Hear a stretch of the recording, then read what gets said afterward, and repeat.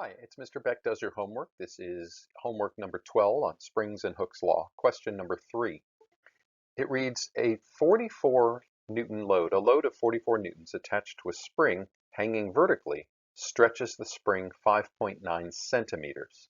The spring is now placed horizontally on a table and stretched 10 centimeters. What force is required to stretch it by this amount? So we have two situations. So let's draw the first situation where we have a ceiling, we have a spring hanging, and we have a certain amount of weight here, and it says 44 newtons is attached. So we have 44 newtons, and that stretches the spring by 5.9 centimeters.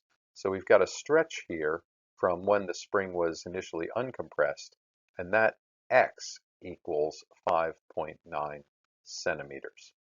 Now we're going to take that same spring and we're going to set up a new situation where we have it laying flat on a table and we're holding it on this side.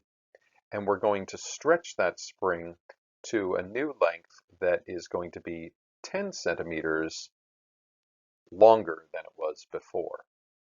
So the new stretch is going to be 10 centimeters, and I'm going to do that by applying a force on that spring to stretch it. So we want to know what that applied force is going to be. Well, if we know the spring constant from the first situation, we can apply it to the second situation.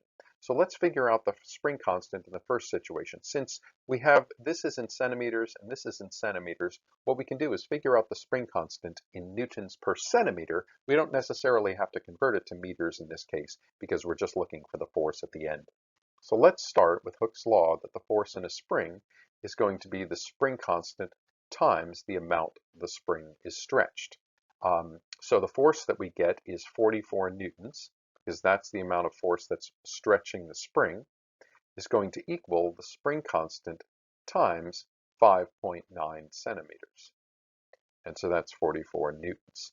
So if we divide both sides by 5.9 centimeters, I would get a spring constant of 44 newtons divided by 5.9 centimeters. And that's going to give me some value for the spring constant. Now let's look at the second situation and let's apply Hooke's law again. Now I'm going to say that the force on the spring in the second part is going to be equal to the applied force. So that spring is going to be the spring constant times the amount it's stretched. So in this case, I will have the force of the spring that I'm looking for equals the spring constant, and that spring constant, I'm going to use the same spring constant because it's the same spring, times, in my case, that's going to be now 10 centimeters. And so that would give me a final value for the force on the spring when I multiply those out, and that will be your answer because that is going to be in newtons, because this is spring constant in newtons per centimeter times centimeters would give me so many newtons. So that's going to get you the answer to question number 3.